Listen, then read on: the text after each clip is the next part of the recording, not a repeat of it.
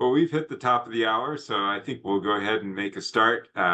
Welcome everyone this afternoon for this installment of Mapping the Student Journey, the latest installment in Los Angeles Pacific University's Human-Centered Learning and Design webinar series. We're glad to have you with us, glad to see people from at least around the West Coast and from all the way over to Florida. So thanks for joining us today. This webinar is being recorded. We will share the recording afterwards with those who registered but were not able to join us today, as well as with all of you. If you have questions during the course of the webinar, feel free to put them into the chat. We will be monitoring that, and if appropriate during the course of the presentation, we'll stop and answer some of those questions, but certainly we'll have a question and answer time at the end. I'm happy to introduce my colleague here, Andy Bennis, who is the Associate Vice President for Marketing and Outreach here at Los Angeles Pacific University. And I'll let him give you the context for today's webinar, Mapping the Student Journey. So thanks, Andy. Awesome. Thanks, Wayne. Well, I'm going to offer my welcome as well. And thanks for all taking the time. I would like to set the context. In terms of the roles I play and how the project came about, I also serve alongside Wayne on the President's Management team, and at the moment also as interim VP of Enrollment while we searched to fill that role. But the perspective from which this came about, I think the origins of this project are a worthwhile context to set. And by the way, fully acknowledging that the profile of institutions represented by the folks on the call will be wide and varied. So I realize you're going to have to extrapolate everything I share from our context as a 100% fully online institution serving a largely adult demographic to your situation. But I think philosophically, the larger reasons and purposes behind the project and the exercise itself are certainly relevant. So it's with that context, I'll repeatedly try to mention things in context as we talk about specifics. But the genesis of the project really was just sort of an awareness at one of these senior management meetings in the President's Management team where, there's a lot of tribal knowledge about our student processes from initial inquiry through getting enrolled, continuing students, progressing through the programs through graduation, and then even alumni as a whole separate group. There is a lot of compartmentalized knowledge about the experience of students in that area, right? So faculty and deans are keenly aware of what a student goes through during their course of study, right? Interacting with faculty, interacting with the LMS.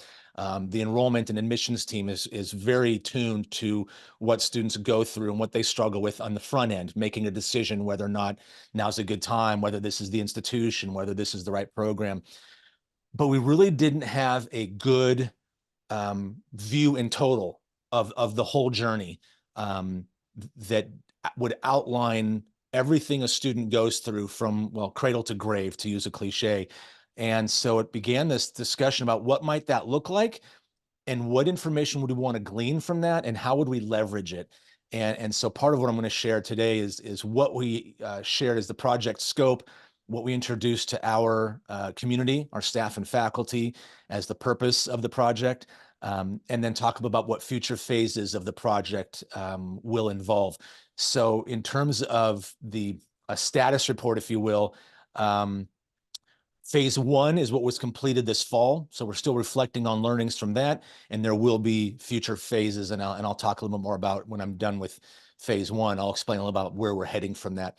So the goal, as stated when we came into the project, was to identify the student experience from the perspective of people, processes, systems. You can extrapolate that to departments if you want, that impact their journey. What are they experiencing as they move their way through their life cycle with us? And in learning about what's working well, we also wanted to learn about what's not working so well. What are the pain points? What are the frustrations? And again, I'll get more specific in a moment.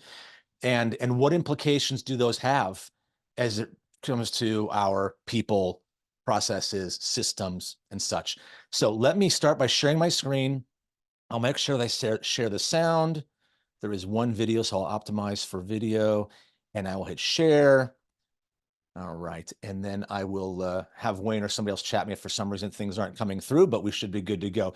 So what I'm going to share with you this first few minutes, I thought there'd be some value in sharing with you the video that we put together to introduce this project to our staff and faculty and just sort of set the table and the context as to why we're doing it. So I'll play that for you now, and then we'll jump back in when it's over. Every LAPU student is on a journey towards a degree, an enhanced career, and a better future. That's why we want to continually improve that journey. Their educational road trip is a journey through multiple stages and interactions with LAPU staff and faculty. The first part of a student's journey is exploration. They know they want a degree and are looking for options that fit. When they discover LAPU, they inquire about what's available to see if it meets their needs. During their initial contact with LAPU, they're looking to find a program that matches their career goals and is flexible and affordable enough to work for them. If there's a good fit, they submit an application and go through the process of being accepted to the university, evaluating transcripts of prior college coursework, applying for financial aid, and hoping to see if they can make it work. Students who are accepted to the university and secure their student financing enroll in courses and begin their journey of attending LAPU. Active students can face all sorts of challenges, obstacles, and delays, but there's always someone here to help. Our students are never alone on their journey. LAPU faculty and staff exist to help students along the way. Instructors, coaches, and the whole LAPU family are there to keep students going. Now, occasionally, students will stop out for a session or two and take a break to catch their breath. Sometimes it's just a short break, and sometimes it's a longer one. But more than 1 year out, and they'll have to be readmitted to resume their journey. Along the way, sometimes things go wrong, and they need someone to help guide them, to encourage them, and to lend a helping hand. Sometimes students crash themselves and get dismissed or suspended, needing a petition to get back on the road. No matter what unique path they each take, we want our students to make progress toward their ultimate goal. Our commitment to flexibility and innovation makes learning anytime, anywhere a reality. We fit into students' busy lives so they can have a life and a degree.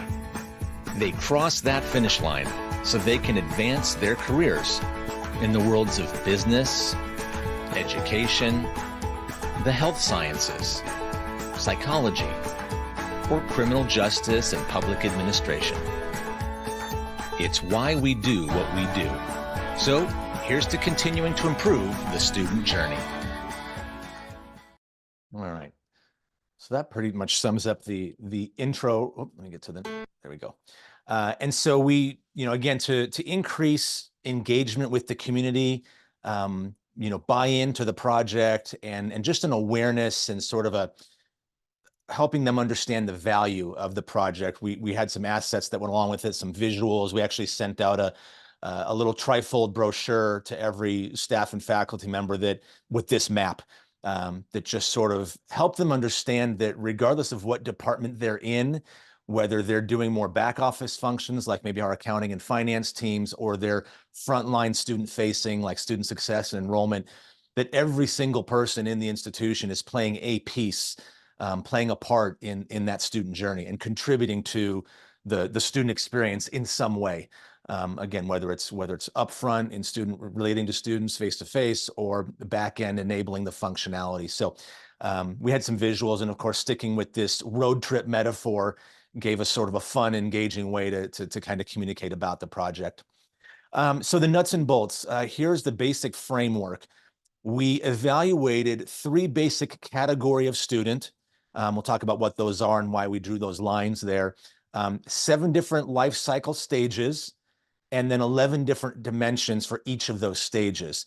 And this is probably as good a place as any to once again say, our context might be different than yours. With a traditional residential campus experience, There are clearly more dimensions to this, or more stages perhaps, or different versions of similar stages. So again, I'm hoping you can extrapolate from our experience and think through what it might be relevant to yours if you were to try to take a high-level overview of the whole student experience and add some color to it. So those three categories. First is obviously prospective students. And for us, that starts from when they know nothing about, we don't know them yet because they're just exploring options. They're browsing the website, or they've seen a digital ad, or maybe a billboard or a TV commercial, whatever. They're just exploring, but then they inquire. And once they reach out for some more information or for some clarification, they fall into this inquiry contacted stage.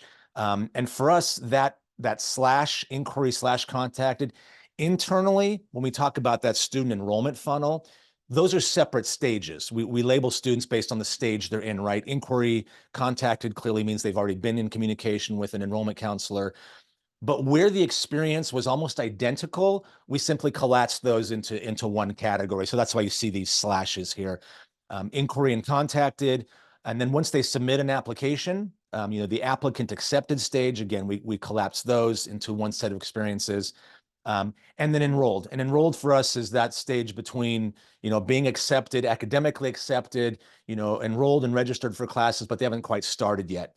And so that's when they're enrolled. And of course, once they begin, they fall into active students. So active student basically encompasses two things. The largest single bucket, even though it gets the same size icon as everything else, is active students. Those are students who enrolled, attending, or if they've stopped out for a session or a semester, they're still eligible to jump right back in. They don't have to go through a readmission process, which, as the video mentioned, for us, if they're out for 6 consecutive sessions, and again, for context, we run 3 semesters a year divided into 2 8-week sessions.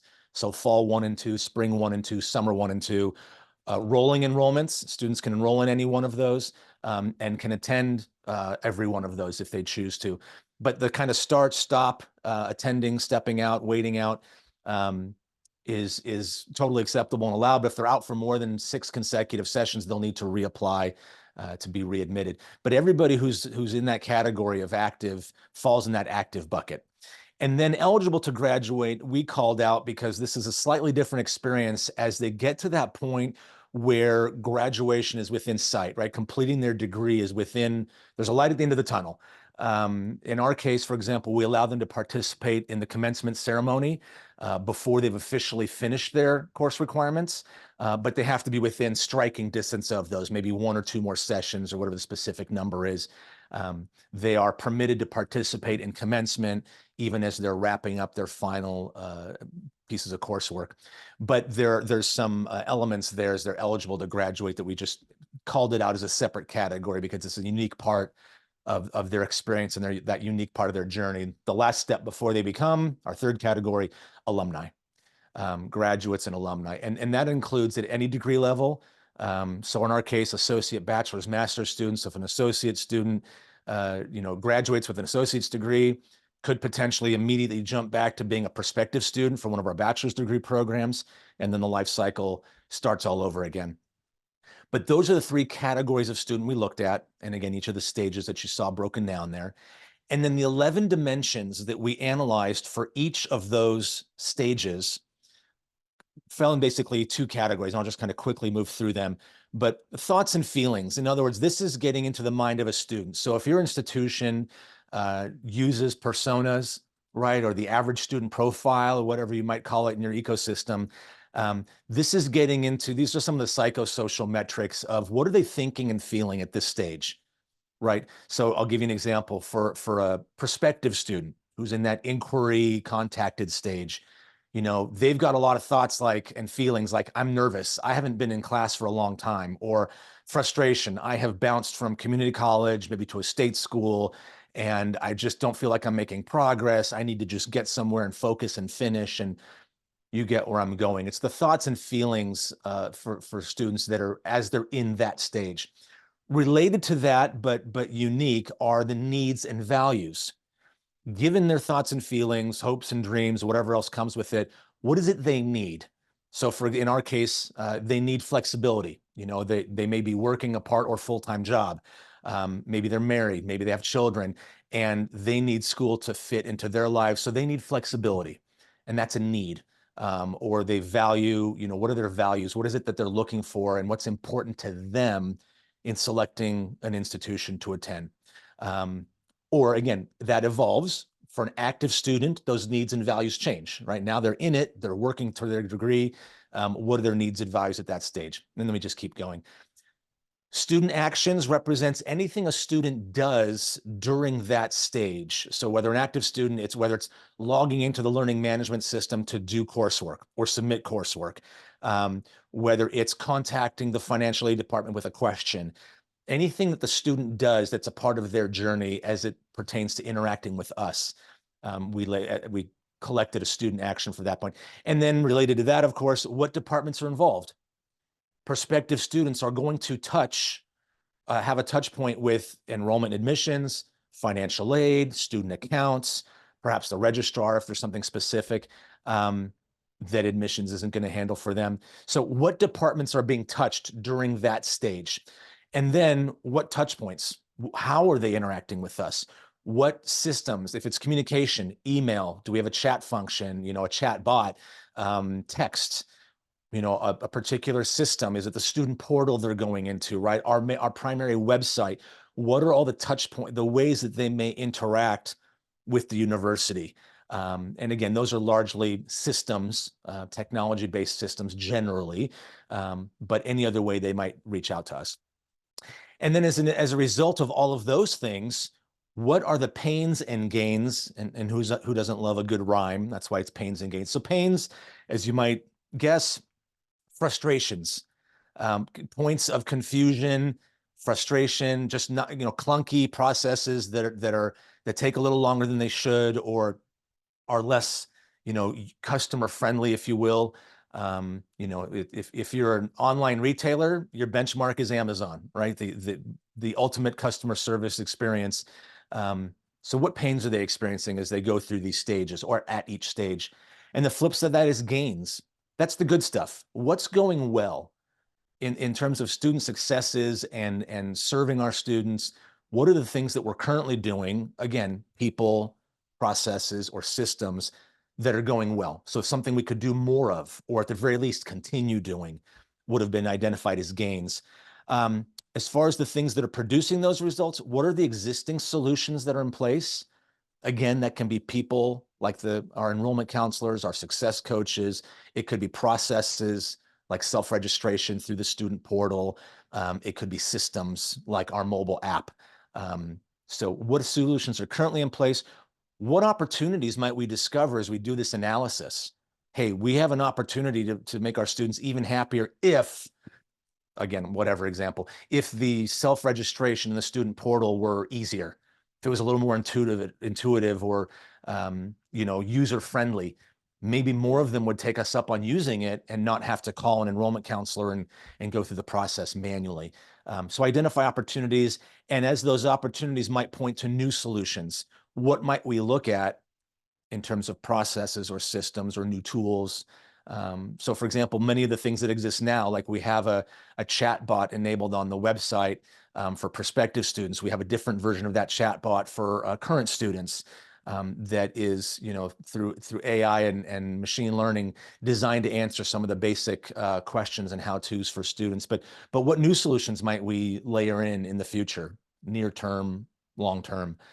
And then departure paths. This is one that is basically being reserved for future phase analysis. But in sticking with the road trip analogy, there are off-ramps everywhere, right? So a student might step away from us or move away from us or leave us at any point along the way in that journey. So somebody in the very beginning, the inquiry and contact stage, they're talking to an enrollment counselor and they realize that maybe we don't offer the program that they really want, or based on the career path that they're on.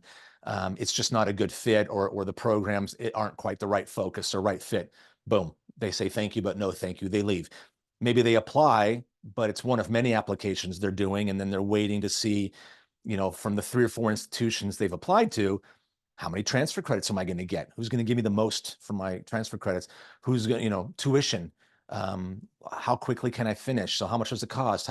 All those standard questions that prospective students ask. And then they just opt to go somewhere else. So we lose them during the application phase, or they've registered for courses and they simply never start. Or they just don't log in. We have folks that we administratively dismiss for not engaging. They just simply don't attend.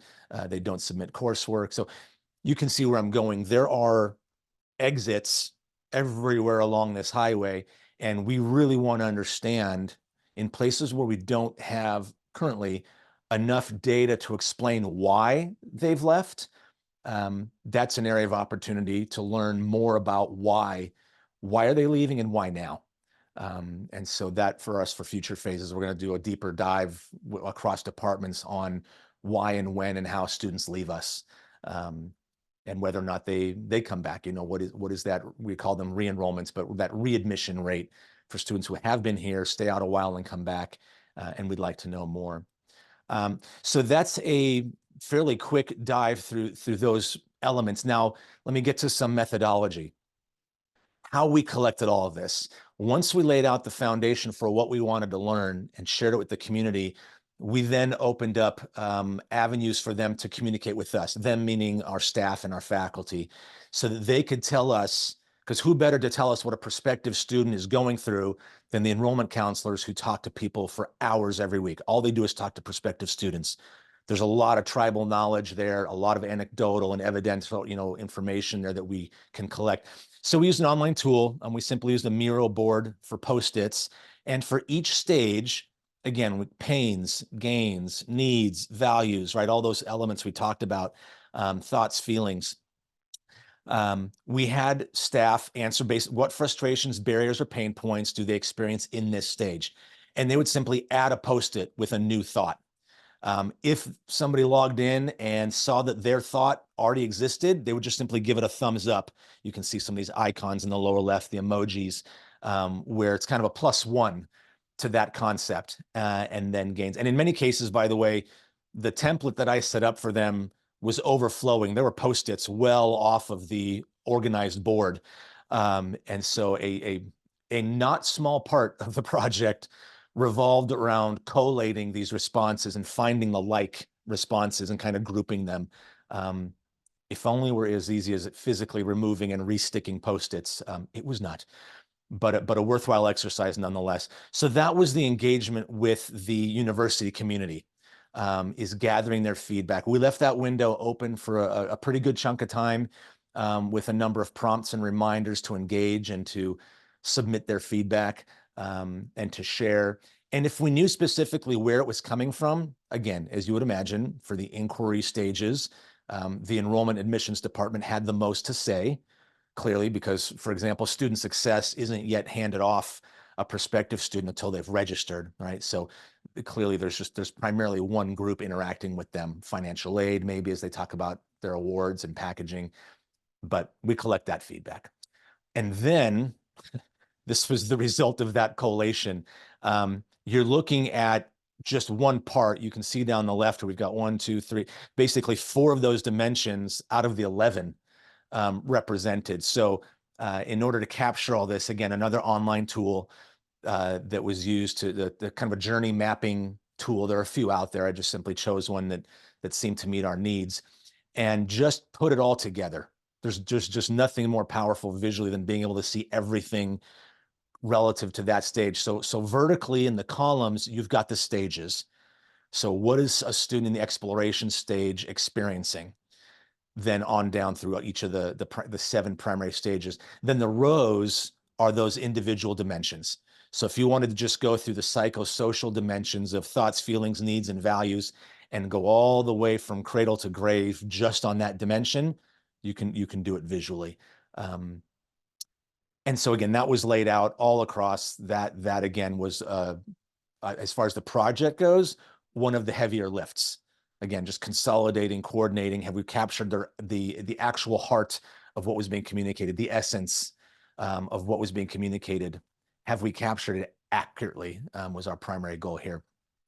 And then again, just to provide some feedback for staff, there are places in our administrative offices where we posted these results. We of course shared these digitally as well, but we've got some reminders internally to just take a look and be able to map this and visually just engage with it. I selfishly printed more than one. As the project leader, I have a full-size one in my office as well, but this is shared in a highly trafficked public area. Again, just to keep the student engagement up. We do have a communication platform internally with staff and full-time faculty where we have a dedicated channel to sharing updates on this project. And so there are other places that we're able to communicate that. So that is a fairly large nutshell. And then, so here's what we extracted. Let me transition now to results and takeaways. And again, the asterisk here is phase one, okay? One of the things we found when we took all that learning together was some of the key findings. What are the things we want to keep doing? I won't belabor all of them, by the way, just because these are specific to our university and to our students' experience. And my goal here today is to just help you guys think through what a journey mapping exercise might look like for your institution. Clearly ours is an example, but I'm not going to go too deep into the individual topics as they may or may not be relevant for you. But we found that there are things that we're doing well that we want to keep going. The first is genuine and consistent care and support, right? Those frontline folks, the student-facing folks who show genuine care and support for students as they're getting their questions answered, as they're being helped through the application and acceptance process, through the registration process. The live person on the end of the phone or the live person on the end of the text means a lot to them. And that repeatedly came up as one of the most highly rated things that they valued. Related to that is the responsive communication. How quickly do they hear back from faculty, either in their LMS or via email, phone call, whatever it is. Anytime that any of our departments responded quickly, the folks where that is happening well, it's very much appreciated and valued. And again, for us, for our student demographic, the emphasis on flexibility, mobility, work-life, school balance, and then our continual focus on their progress and reminding them of their ultimate goal. These are all things they highly valued and that we are definitely going to keep doing and maybe even find ways to enhance. As I mentioned before, that's the opportunities. What can we do even better? On that note, improved quality and consistency of communications. Maybe there's certain places where, let's say we have an automated communications process on the enrollment side, right? There are drip campaigns and automated email campaigns that the enrollment admissions department is using, but that other departments aren't using. And so the really consistent communications here doesn't automatically translate in terms of student experience to other departments in the same way. That's an opportunity for us, is consistency throughout the student life cycle. The evolution of our online presence, that's code for it's time to update the website, refresh the website. And in this day and age, unfortunately, those things come around more quickly than we'd all like. But again, for us dealing with our population, largely an adult student, there are a number of things that we can do to make them more successful, to enhance their experience, and whether it's remedial work or just being prepared to study online, there are things that we found. And then internally, we started to reflect on some opportunities internally that if we can automate some of our more manual processes, that people like, for example, our success coaches in the student services department, our student success department, could spend even more time doing the things they love, which are just engaging with students one-on-one to encourage and problem solve. And, if they didn't have to work on multiple spreadsheets or in multiple reports and clicking back and forth to find student information and doing more logistic, administrative, manual processes, if they could do less of those, they could do more of the super meaningful, helpful, successful stuff. And so on. So those are things for us that came to the surface. Again, here, not going to highlight, but my takeaway internally as we were wrapping up the project was to go back to our leadership team internally, our president's management team. And in turn, the president was asked me to summarize this to our board of trustees as well, because they really did feel it was an important enough project institutionally to say, let's give them an update. And part of what we identified here was, when we found that some of the key issues or opportunities and potential solutions, Some are already existing and doing well, so let's keep doing them. And yay us, we pat ourselves on the back. Some of them are already on the near horizon as planned projects. So for example, the website redesign, that was already on the horizon as a collaborative project between IT and marketing and all of the other stakeholders. And so we identified then what we're currently doing, great, keep doing it. What's coming up? Well, it certainly affirmed a number of our new projects. And a footnote on that, it also helped us maybe prioritize those projects in learning what might be a greater point of success or a greater point of victory among our students. A chance to amplify that might rank higher than a nice to have project. Fixes to the highest levels of pain or frustration for students. If we've identified what we can do to fix those things, that might move up the priority list. So when we as an institution look at our projects, whether it's IT budget dollars, capital expenses, anything else, this project is actually laying a new framework for how we consider prioritizing some of those projects. So that was one additional takeaway. Oh, okay. Well, I'll stop sharing there for a second and then maybe talk about, well, you know what? Two things. Stop. I will, if there are questions, well, that's an easy question to answer. I don't see any reason why I wouldn't be able to share that presentation deck right there. But I'll just take one more glance through it, make sure there's nothing overly proprietary, certainly no student sensitivity there. But let me, and while you're thinking about any other potential questions, which I'm happy to take at this point, if that stimulated any thinking on your end and you want to capture that while we're talking, please feel free to submit those. But future phases, what are the implications? What do the future phases look like? One of them I mentioned, and there isn't much more to say on it, so I will just revisit and leave it, but that's that departure path. Intuition tells you that there's a good chance that some of their departure might be based on some of those frustrations, some of those pain points. Maybe for some people, those are just, they get to a point where those frustrations are great enough that they just leave because, it's the grass has got to be greener somewhere else. We may learn that there are a number of things just based on the student demographic that we serve that we just don't have any control over. Transitions in work, they're moving, they're having children, they're busy with their children, or their children enter an excessively busy stage of life. Hashtag teenagers. So there are reasons we can control, and there are some that we can't, as to why they jump out of our student life cycle.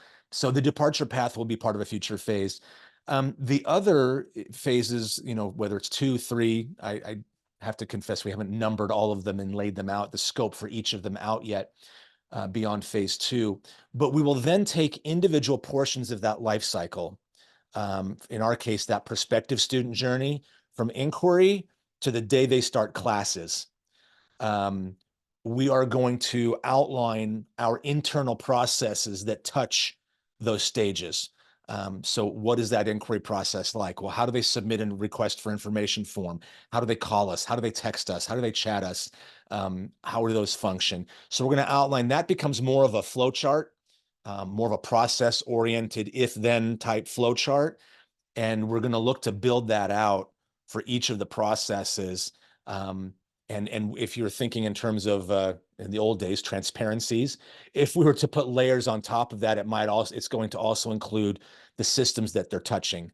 So for each process, what systems are involved, and is that where the pain points are? And we'll be doing that for each phase. It should also be noted that this first phase did not involve a deep validation of data from students. We also will be doing the student version of this by way of primarily surveying, but this was feedback from staff, and so the future phases will also involve the student component. And I know at first glance you're thinking that would be a great place to start, but from our experience in surveying students, the variety of responses is so wide that it's a little bit more difficult to collate. So we're going to be very deliberate and specific about how we survey and ask those same questions. But that will also be involved in future staff. So let me jump to some questions. I see them here. Andrew is asking, I'm curious about your data collection. Did you do any market research with students, or was it primarily data from departments? Yeah. So I feel like I just answered that, Andrew. Yes, it was primarily staff and faculty. So student facing university staff, not the students themselves. But as you would imagine, every one of the anecdotes behind that information is based on actual students. When an enrollment counselor tells me what the top 3 frustrations are, it's because they've talked to hundreds of prospective students. So we're confident in the validity of the data, but we're going to at some point collate this with student survey data. I would just add, Andy, that we do have a fair number of employees who also are students in various programs here at Los Angeles Pacific University. So they certainly were able to share their experiences from a student perspective, besides the staff perspective that you've been talking about. Yeah. And that's always helpful to get their input as students and what they experience along the way. Obviously, theirs is a different experience from someone who's not an employee. Just because they're already very familiar with the system, and most of them are actually studying for graduate degrees rather than undergraduate degrees. But it does give us some insight into the students' learnings and student experience. Yeah, thank you, Wayne. And George, to your point, similar thoughts, right? It was primarily internal, but I think the larger value of phase one, one of the positive outcomes of phase one is we now feel like we've got a good framework into which we get to shove more data. You reference alumni as well, same thing. That pool of people, current students and alumni, is obviously much larger than our staff and faculty pool. But it will help us be a little more targeted in the things we want to learn from them, so we don't overwhelm them. I think if those of you familiar with doing any kind of surveys with your students, it's like herding cats, right? Number one, just getting them to participate, and then number two, making sure they understand the context in which you're asking the question and answering appropriately, all those sorts of things. We have an opportunity now that we've got this framework literally on the wall in a couple of places, to go get more information to plug into that framework and to validate our assumptions. So I hope that answered. If that doesn't fully answer the question, by the way, please feel free to follow up. But yeah, I was just going to add to your point that the last couple of student satisfaction and surveys that we did, as well as a recent survey we did in student mental wellness, when we get a 17 to 18% response rate, we consider that a pretty good response rate from students. So whereas among staff, we had a much higher level of participation because they're all invested in helping make LAPU better. Yeah. The other reality with surveys that you always have to take into consideration, because you just never know what it's quite doing to the data, is that the folks most likely to respond to surveys are either those who are very happy or those that are very unhappy. So they the bell curve tends to move to the edges rather than the center. And there's always a question of how you weigh that. Are the angry people angrier than the happier people are happy? And how do you weigh that? If it's skewed heavily in terms of pains and frustrations, you might think you're failing where you're really not. So those are other things that we wrestle with. And again, any of you that have been involved in that survey process, you're getting a myriad responses that you're not quite sure how to weight when they come in. So I know we're pacing here ahead of schedule, and that's okay. I know we earmarked the hour. We may not take the whole thing, but any other questions about the process or our goals in doing it, or any thoughts on how you might extrapolate this to your purposes, or what other positive impacts it could have, doing something like this might have on your institutions? I'd be curious to know if somebody brainstormed another way to pull a benefit out of the process. One question I had for our participants, other than those who are already involved at LAPU, is have you done something like this? Are you engaged in a similar process at your current institutions? And if so, you'd be very interested to learn what you have learned through that process and how that may have helped you as an institution. So as I said in one of my comments, if you'd like to speak, you're welcome to raise your hand and we can unmute you so that you can comment. while you're thinking about that, let me just tell you that our next webinar is scheduled for Thursday, April 25th at 11 a.m. Pacific time.